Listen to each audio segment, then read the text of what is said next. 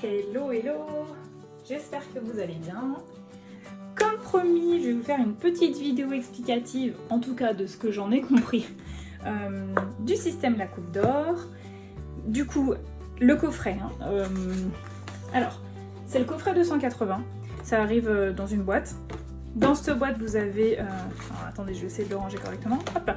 Vous avez le classeur avec donc le nécessaire pour pouvoir patronner, des punaises, un stylo, du scotch, ou même jusqu'au scotch, le mètre ruban, le fascicule pour comprendre comment ça fonctionne, un DVD explicatif, une règle en carton, un petit bon de réduc, c'est toujours cool, et un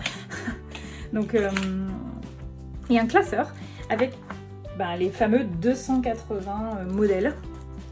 Et en intro, en tout début, vous avez deux parties dans le classeur. La première partie, c'est l'explication, encore une fois, de comment ça fonctionne et comment on monte le patron. Et la deuxième partie, ça va être des conseils sur des techniques de couture. Comment on coud un bouton, comment on coud des petits porte-agrafes, comment on va monter des manches, qu'elles soient raglantes ou pas, comment on monte un col ruban, différents types de poches appliquées dans la couture, etc. Voilà. Donc c'est une aide en fait sur certaines techniques de montage de vêtements et un petit conseil pour comment économiser du tissu. Voilà, ça c'est la première partie. Et la deuxième, c'est les modèles. Il y en a une tonne. Je regarde juste si vous voyez bien. Ouais, super. Donc chaque feuille, voilà, c'est constitué de la même manière. Comme je l'ai à peu près feuilleté plus de 1000 fois, je commence à voir comment ça fonctionne. Donc, vous avez la feuille avec le modèle du vêtement fini. Généralement, vous avez deux types de vêtements qui vont être sur la même base de haut ou de bas. Et en fait, ils arrivent à en faire soit, là par exemple, une combinaison, soit un haut et un pantalon. Et ils vont aussi vous faire une veste. Enfin voilà, en fait, il y a toujours une combinaison sur votre feuille. Le modèle se rapproche tout le temps et on se rend compte qu'en fait, il peut y avoir beaucoup de variantes. Ça, c'est super intéressant. Chaque modèle a un numéro. Donc ça, c'est le numéro 1. Et celui-ci, c'est le numéro 2. Et chaque numéro a des identifications. Alors, je sais pas trop comment je peux expliquer ça, mais en gros, vous avez des lettres. Ces lettres correspondent à une partie du patron. Et chaque partie de patron, on vous indique la mesure nécessaire de tissu. Les mesures, elles sont basées sur une moyenne de mensuration. Donc je crois que c'est de souvenir 94 de tours de poitrine et 100 de tours de taille. Je ne veux pas vous dire de bêtises, donc je vais essayer de trouver tout de suite. Parce que c'est là-dedans. C'est ça. Donc le métrage indiqué, c'est pour une mensuration de 94 de poitrine et 100 de hanche. Donc en fonction de ces mensurations, on va utiliser plus ou moins de tissu. Mais en gros, ça vous donne une idée en fait de ce qu'il faut en termes de tissu. Donc je vais prendre l'exemple du premier modèle.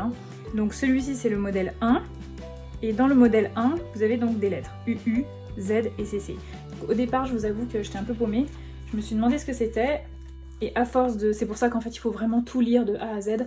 Je me suis rendu compte que là il y avait une petite explication des signes employés. Et en fait cette explication là, elle est valable pour toutes les feuilles. C'est-à-dire que c'est le fonctionnement de la Coupe d'Or. Une fois qu'on a compris ça, en fait on a compris l'ensemble des patrons. Donc pour notre exemple, UU, je connais pas par cœur donc je regarde. UU c'est la veste. Voilà. Donc la veste, ici, il va falloir 120 par 150 de tissu. Z, c'est le pantalon. Il va nous falloir 135 par 150. Et CC, avec ce petit logo là, cette espèce de rond divisé par deux avec un côté noir et un côté blanc, ça veut dire que c'est un tissu qui est d'une couleur différente. Donc CC, ça correspond à la partie détachée, pour l'instant je ne sais pas ce que c'est, qui est d'une couleur différente. Peut-être que c'est les bandes, vous voyez, au pantalon. C'est 55 par 10. Pareil pour le numéro 2, top. Donc le top, c'est 75 par 150. Et le Z, qui correspond au pantalon, ça va être 160 par 150. Donc on a nos mesures en fonction nos mesures par type de vêtements. Je sais pas trop comment expliquer. Du coup, après on va derrière. Derrière, en fait, c'est notre planche de patron, mais en miniature. Donc là, vraiment, le truc, hein, le système de la coupe d'or, c'est on part d'un patron miniature et on en fait un patron échelle, enfin, assez mensuration. Donc on va voir si je suis à peu près juste. Donc là, on voit que le modèle 1 et 2, il faut utiliser ce pantalon. Pour le modèle 1, c'est la veste. Ben, ça va être que là, on voit bien que c'est la veste. Voilà. J'ai remarqué que les schémas étaient toujours de dos. Alors en fait, c'est pas bête. J'ai compris après pourquoi. Là, on a le dos et puis là, on a le devant. Donc comme ça, on a vraiment l'aperçu du patron à la fois sur le devant et à la fois sur le dos. Donc là, c'est la veste. Et là, ça va être le top, mais du 2. Donc qui va venir en fait se mettre avec ça. Ou alors c'est vraiment un pantalon. Vous voyez, c'est même pas une combinaison en fait. C'est vraiment un pantalon et un haut. Parce qu'il y a la ceinture. Donc là, il y a le top. Voilà. Donc voilà comment ça fonctionne. Ensuite, si on rentre plus dans les détails, je regarde juste, ouais, vous voyez bien, si on rentre plus dans les détails, on va se rendre compte que il y a plein de lettres. Alors au début on est un peu paumé, hein, de lettres dans tous les sens, des chiffres, des parties qui sont rayées, des parties qui sont surlignées, des parties qui sont grasses, des parties qui ne le sont pas, bref. Donc heureusement que, en fait c'est tout ça, c'est exactement ce qui est indiqué ici. D'où l'importance de vraiment l'avoir toujours à proximité. Donc on va prendre un exemple. Ici, on voit qu'il est écrit A et AC. Donc le A correspond au devant, le C correspond au côté. Donc on voit bien que c'est le devant avec la partie devant-côté. On voit que le devant, là, il est rayé. Les rayures, ça correspond à une parmenture. Ça veut dire qu'on va devoir reporter 2 fois la partie du patron où il y a la parmenture, parce qu'il va falloir qu'on monte une parmenture. Dans la ligne du A, on voit des petits picots. Donc ces petits picots, ça correspond à une fermeture éclair. Ça veut dire que sur le devant, il doit y avoir une fermeture éclair. Oui, vous voyez, elle est là. Voilà. Qu'est-ce qu'on a d'autre? AY. Donc A, c'est toujours le devant. Y, ça va être le rabat ou la patte. Hein, donc je pense que ça va être... Ah bah non, c'est le rabat de la poche. Voilà. Qui va avoir une parmenture. Voilà. Qu'est-ce que je peux vous dire d'autre? Là, il y a une parmenture et une fermeture éclair. Donc on voit que ça va être le volant en bas. Il y a une surpiqûre. Quand il y a des petites lignes. Voilà. Ligne à pointer, donc ça c'est tout ce qui est à découper. Pardon, je me suis trompée, ça c'est une ligne, en fait ce n'est pas une surpiqûre, mais ça explique où la poche va se poser, donc le AY. Là il y a des petits, des vagues, c'est des fronces. E, RR, ben E c'est la manche, RR c'est ce qu'ils appellent les ruches, donc en fait c'est les volants. Et voilà, on a tout le patron et on sait exactement où positionner les choses. B, ça va être le dos, et BC, c'est le dos côté, parmenture. Et ensuite, il y a des petites lettres, A, A, B, B. Donc en fait, c'est les lettres qu'on va devoir assembler ensemble, tout simplement. Donc là, effectivement, il y a des pinces. GG, ben, vous voyez que là, il y a 2 G. Donc en fait, c'est la fronce qui va venir se mettre ici. CD, ben là, ça va être avec celui-ci, puisque c'est le dos et le devant. Voilà. E, on voit que le E ici, c'est dans la continuité, en plus il y a la fermeture éclair. DD, on est bon, et F, ben, c'est le dos au pli, d'accord, de notre B. Donc en fait l'assemblage il est écrit, mais il est écrit avec des codes et avec des chiffres. Donc voilà, après, il n'y a pas d'explication dans le patron. Ça veut dire qu'on a le schéma de base, on a des symboles et des chiffres et des lettres qui vont nous aider, nous diriger dans le montage, mais en aucun cas on va nous dire première étape, je sais pas moi, tu fais tes épaules, enfin ou tu fais tes pinces, deuxième étape, tu montes machin. Non, ça va pas être écrit. Donc pour les débutantes, ça me paraît compliqué. Quand on n'a jamais fait de vêtements, quand on n'a jamais monté aucun vêtement, on n'est pas familiarisé avec les étapes de montage.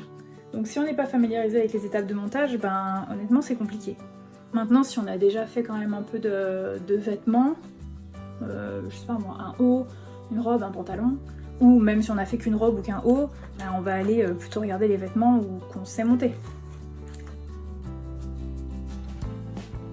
Donc j'ai le petit fascicule qui m'aide, qui me rappelle un petit peu comment ça fonctionne. Donc pour vous montrer un peu, il y a 2 mesures à prendre pour la coupe d'or. Les mesures de poitrine et les mesures de hanche. Poitrine au plus fort, hanche au plus fort. Toute la mesure poitrine va nous permettre de pouvoir faire les patrons, tout ce qui est au-dessus de la ligne de taille. Et toutes les mesures hanche, ça va être tout ce qui est en dessous de la ligne de taille. Une fois qu'on a nos mesures, c'est les mesures qu'on va reporter sur le mètre ruban qui est là. Enfin, on va pas les reporter, mais on va venir piquer la punaise en fait à cet endroit-là. Bref, on a le petit système là.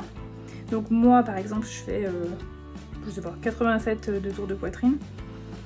Bah typiquement là c'est que des nombres pairs, donc dès qu'on est sur un nombre impair on va venir piquer sur la taille du dessus. Donc 87, moi je vais venir mettre ma punaise à 88. Et pour les tours de hanche, j'en sais rien, peut-être que je suis à 100 ou 101, et ben je vais me mettre à 102. Voilà, mais on met toujours au plus fort si on est dans un chiffre impair. Donc ensuite, ce qu'il faut faire en théorie, mais je vais le tester avec vous après, je vais planter ma punaise sur le 88. Je vais le planter où? Ouais, ça c'est aussi important. Je vais le planter sur la croix qui est tout le temps sur tous les patrons. Donc là, par exemple, mon 88, hop, je vais venir le planter sur la croix là. Et bah, en fait, je vais venir... Attendez, parce que c'est un peu compliqué. Là, voilà. 88. Hop, vous voyez, là, il y a une ligne qui me dit 22,5. Ce que je vais faire, c'est que je vais aller jusqu'à 22,5, qui est ici, et je vais mettre un point, etc. etc. 22,5, je mets un point. Là, ça sera 18,5, je vais aller à 18,5, tac, je mets un point. 14, 13, 16, 18, etc. etc. Et du coup, ça va me créer ma manche. Ça me rappelle les jeux quand on était petit, avec les chiffres qu'il fallait relier les uns après les autres, et du coup ça crée des images. Ben là, notre image, c'est notre patron. Voilà. Du coup, une fois qu'on a fait tout ça, on a notre patron dessiné. Et une fois qu'il est dessiné, ben, il n'y a plus qu'à le couper et à le mettre sur un tissu et couper le tissu. Donc en termes de temps, est-ce que c'est plus long ou moins long qu'un patron acheté directement en taille réelle? Alors moi j'aurais tendance à dire que pour les patrons PDF, j'ai pas l'impression que ce soit plus long, parce que le PDF il faut l'imprimer, il faut l'assembler, et puis alors moi en plus je coupe pas mon PDF parce que sinon je trouve que je gaspille trop si jamais j'ai besoin d'une autre taille. Du coup je le reporte encore sur un papier patron, ça me prend quand même du temps. Donc pour moi c'est au moins la même chose en termes de temps. Après c'est sûr que là où on va gagner le de temps, c'est qu'on arrive, on déplie, on reporte et on peut déjà couper, donc voilà, ça se vaut en fait, hein. Je sais pas trop dire si c'est plus ou moins long, ça va dépendre. Sur le patron pochette, bien sûr que ça prendra plus de temps. Sur le patron PDF, pour moi, ça devrait prendre au moins l'équivalent de temps. Donc voilà, ça c'est mon avis. Voilà, qu'est-ce que je peux dire d'autre? La taille, je ne sais pas, parce qu'en fait c'est pas la taille...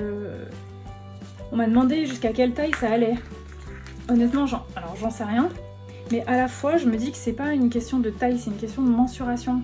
Donc pour moi, ça va jusqu'à la mensuration 140 de tours de hanche et 140 de tours de poitrine. Donc c'est plutôt en termes de mensuration. On va du 50 au 140 en termes de mensuration.